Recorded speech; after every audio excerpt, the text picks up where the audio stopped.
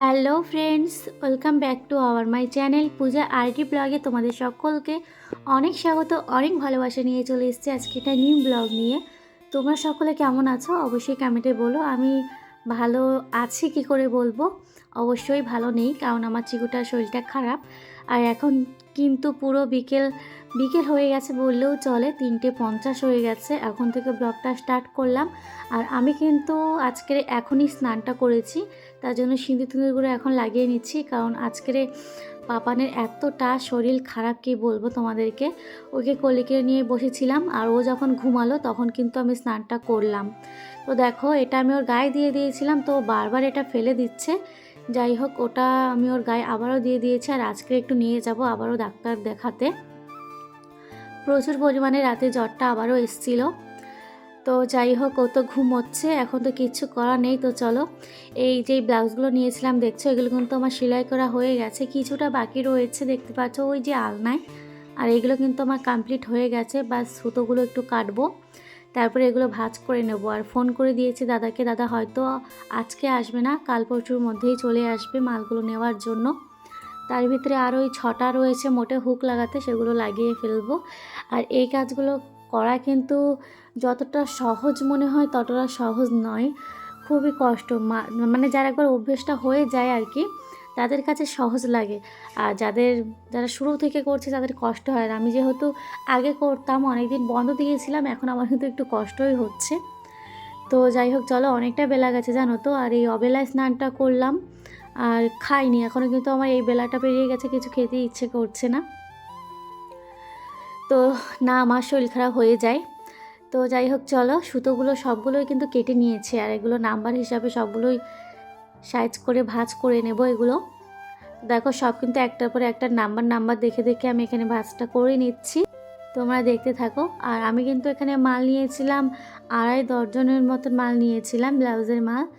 তো এগুলো সব কিছুই আমার কমপ্লিট। 6টা লাগালেই টেনশন মাথা থেকে যায়। ওখানে দেখো আমার পাপান কিন্তু উঠে গেছে একটুখানি, তো আমি ওকে আবারও ঘুম পাড়িয়ে দিচ্ছি, কারণ শুয়েছে কিন্তু বেশিক্ষণও হয়নি, আমি সবে স্নানটা করে ঘরে এসেছি। আর এক্ষুনি উঠে গেলে আরও কান্নাটা বেশি করবে। আর জানো তো, তেমন কিছু খাচ্ছে না, আর কাছতে কাছতে বমিটাও কিন্তু করে ফেলছে। প্রচুর টেনশনের মধ্যে রয়েছে, কি বলবো, তোমাদের দাদাভাই বাড়িতে থাকলে এতটা খারাপ আর এতটা টেনশন থাকে না। তো আগের কিছুটা সেলাই করা ছিল, তো সেগুলোও ভাঁজ করে নিয়েছি দেখো। তো ফ্রেন্ডস, ওগুলো তো ভাঁজ করে ফেলেছিলাম, কিছুটা ছিল সে কটা আমি হুক লাগাচ্ছিলাম, তোমাদেরকে বললাম যে 6টা রয়েছে। তো সেই 6টার হুক লাগাতে লাগাতে আমার পাপান উঠে গেছে দেখো। আর ওর চোখ মুখটা দেখো, কেমন কেমন একটা গাত্তকের মধ্যে ঢুকে গেছে, কেমন দেখো চোখ মুখটা কেমন বসে গেছে। আর যখন রাতে জ্বরটা এসেছিলো, পুরো জবা ফুলের মতন লাল হয়ে গেছিলো চোখ দুটো। তো জানি না বাচ্চা কাচ্চার কেন এত শরীর খারাপ হয়, আমাদের বড়দের উপর দিয়ে গেলে তবুও আমরা সামলাতে দিতে পারি, বাচ্চা কাচ্চার হলে মা বাবা কখনোই সেটা সহ্য করতে পারে না। গায়ের জ্বরটা কিন্তু এখন নেই। তো এখন দেখো, ওকে একটু মায়ের কাছে দেব, দিয়ে আমি একটু রেডি হব, বাজারে নিয়ে যাব, কারণ 4:50-এর মধ্যে ডাক্তারবাবু চলে আসবেন, আর সেরকম সময় প্রায় হতে চলেছে। তো এখানে মা একটু ওকে নিয়ে বসবে, উঠোন দিয়ে ঘুরবে, সেই জন্য দেখো মায়ের স্টলটা খুব সুন্দর করে বেঁধে নিচ্ছে, যেন কোনো ঠান্ডা না লাগতে পারে। তো এখানে দেখো বেঁধে নিয়েছে কেমন মোম পুতুলের মতন।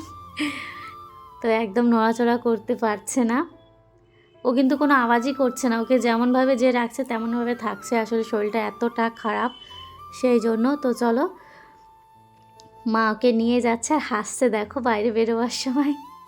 তো গাইস চলো, মা তো ওকে নিয়ে গেছে, আমি চলো রেডি হয়ে নিই, তারপরে তোমাদের সকলের সঙ্গে দেখা হচ্ছে, চলো দেখতে থাকো। চলে আসলাম রেডি হয়ে, এই যে দেখো রেডি হয়ে নিয়েছি। আর শুধু রেডি হইনি, 2-একটা শর্ট ভিডিও কিন্তু করে ফেলেছি এর মধ্যে, কারণ কাজটা তো আমাকে কন্টিনিউ করতে হবে, এমনিতেও কতটা রিচ ডাউন হয়ে যায় একদিন অফ রাখলে। আর এখানে পাপান কিন্তু মায়ের কোলে উঠে গেছে, চেঞ্জ করে দিয়েছি কিন্তু ওকে আবার।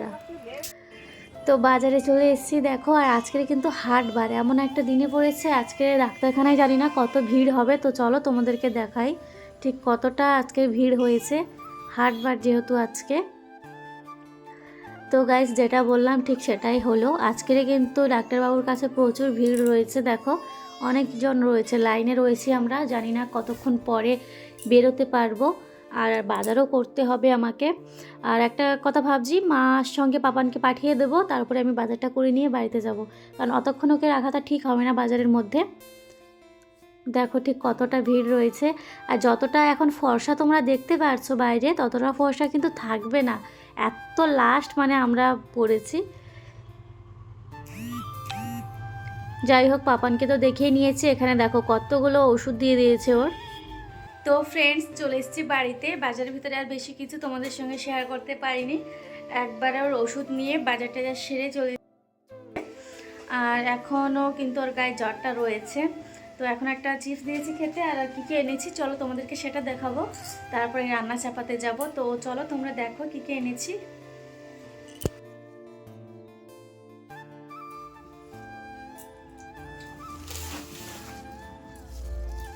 তো ফ্রেন্ডস, প্রথমে হচ্ছে এই যে মাছ নিয়েছি, এটা হচ্ছে শার্টিং মাছ। তো দেখাবো পরে খোলার পরে তোমাদেরকে। তো তারপরে নিয়েছি এই যে বরবটি নিয়েছি, দেখতে পাচ্ছ। আর এরকমভাবে আমি ডাল নিয়ে আসি, এটা একটু ডালটা মানে 50 টাকা নেয় 500, তো এটাই আমি সবসময় নিয়ে আসি, এটা নিয়েছি।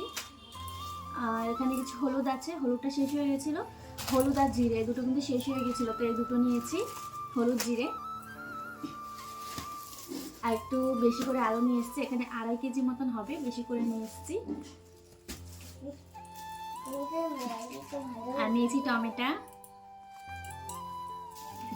সব বের করছি না, একটা একটা করে দেখাচ্ছি। আদা রসুন পেঁয়াজ। আর এই যে পাপানের জন্য একই, যেটা না দেখালে না, যার জন্য আসল যাওয়া সেটা হচ্ছে পাপানের ওষুধ। তো এখানে মোট 5টা রয়েছে।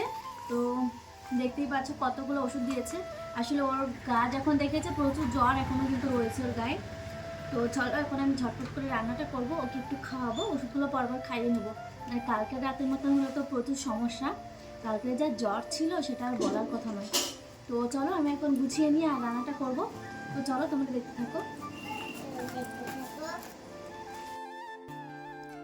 তো গাইস চলো, এই ডালটা আমি ঢেলে নিই। এই ডালটা কিন্তু আমার একটুখানি রয়েছে, এই কৌটোটা আমি ডাল রাখি, তো ওই অল্প একটুখানি রয়েছে। আর এই ডালগুলো কেমন একটা লাগছে, আগের মতন লাগছে না।